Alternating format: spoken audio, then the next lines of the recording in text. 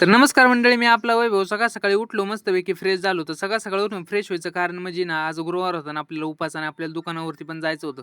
तर मस्तपैकी उरकून चहा वगैरे पिऊन दुकानावरती निघालो. दुकानावरती आलो, मस्तपैकी साफसफाई चालूच होती. तेवढ्यात लक्ष ना आपल्या मागल्या गाड्यांवरती गेलो तर सगळी बंद होती.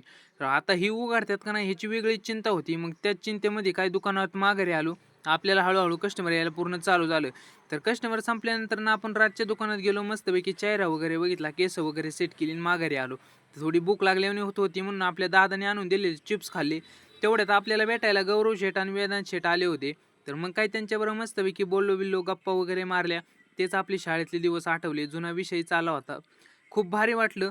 त्यानंतर मग काय कंटाळा येत होता म्हणून चहा प्यायला गेलो. मग काय चहा पिऊन येताना चुटूर मुटूर खायला घेऊन आलो. चहा पिऊन आलो मस्तपैकी. तेवढ्यात राजा आला होता आपल्यापाशी. तो आले आले आपली मजाच घ्यायला लागला. तेवढ्यात आपली छोटी फॅन फॉलोईंग म्हणजे जय आणि आर्यन आपल्यापाशी आलते. तर ते आपल्यापाशी आलते तर म्हणलं ते आले तर त्यांना पण ब्लॉग मध्ये घ्यावा. तेवढ्यात एक वाढीव कार्यकर्ता आला.